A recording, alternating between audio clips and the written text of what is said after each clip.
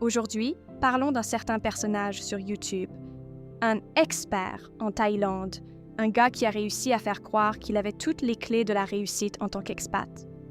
Oui, on parle bien de Oui de Hua Hin, l'homme qui, après quelques années passées en Thaïlande, se permet de donner des leçons de vie, comme s'il avait fait des études sérieuses ou qu'il avait vécu des expériences réelles.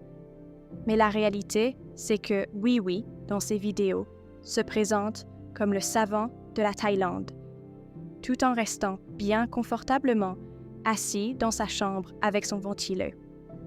On pourrait presque l'imaginer, en train de penser que tout le pays se résume à sa petite ville de vieux de Hua Hin, et c'est là où le bas blesse.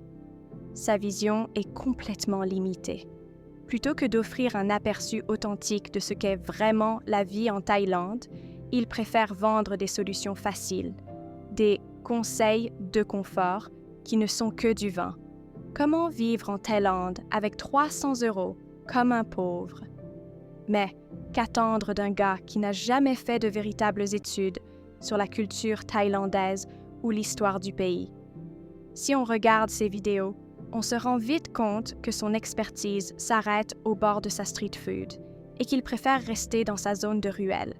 Son discours se résume à des généralités, des clichés à la noix qui ne reflètent en rien la réalité complexe et fascinante de la Thaïlande et de sa société. Le plus ironique, c'est qu'il se prend pour un gourou des expats. Il se donne un rôle de mentor, nous expliquant comment tout est facile en Thaïlande, sans jamais se remettre en question. Dans ses vidéos, c'est toujours lui qui sait tout. Comment réussir en tant qu'expat? Comment vivre la vie parfaite sous les tropiques? Alors qu'en réalité, il n'a même pas exploré une fraction du pays. On peut presque l'imaginer, à chaque vidéo, dans son très vieux canapé, prêt à partager sa sagesse.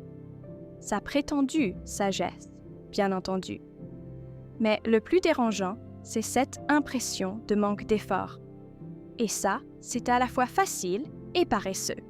C'est bien joli de se poser devant une caméra, mais vivre dans un pays, ça ne se résume pas à quelques anecdotes de plage et à vendre des promesses de paradis. Bref, Oui est le genre d'expat qui préfère rester dans son petit confort, donner des conseils de fausse autorité et oublier que l'expérience authentique d'un pays ne peut se résumer à des vidéos YouTube. On dirait que la seule chose qu'il connaît, c'est son petit coin de Hua Hin. Et encore, c'est surtout pour y vendre son image d'expat qui a réussi à louer un condo. Alors, la question que tout le monde se pose est la suivante. Comment Oui va-t-il gérer son retour en France lorsqu'il sera temps de partir à la retraite? Est-ce qu'il va continuer à vendre du rêve en parlant de la Thaïlande à des Français? C'est bien beau de jouer au mentor depuis sa chambre, mais qu'en sera-t-il lorsque le réel frappera à sa porte?